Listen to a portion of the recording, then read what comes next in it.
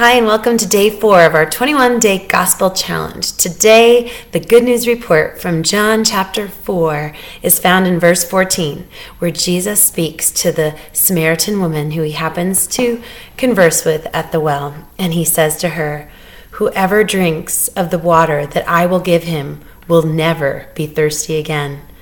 The water that I give him will become in him a spring of water welling up to eternal life." So yet again, Jesus is giving the message of how to live eternally with God, and that is through receiving Jesus and allowing his living water to nourish us, his word to come and dwell in us so that we would know him and live for him and not for the things that are of this world that leave us empty. He says that when we crave and thirst for him and allow him to fill us up, that we'll never be thirsty again. And later in chapter 4, we see how he is revealing who he is to yet the same woman, where she says in verses 25 and 26, the woman said to him, "I know that the Messiah is coming, he who is called Christ. When he comes, he will tell us of all good things."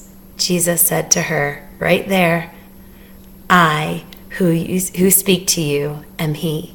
That is who Jesus is. He is the Messiah. He has come so that he can answer all of our questions about our life, and he can bring us new life, as we see demonstrated in the miracle that took place in Galilee at the end of chapter 4 in verse 50, where this sweet man's son had died, and Jesus, just moved by the power of his healing hand. So he not only revealed, he isn't just the revealer, but he's the healer. And it says in verse 50, "Go, your son will live." So just when we think we're at the depth of despair and our life could just not feel like worth living, Jesus comes and says, "No, I've come to give you life."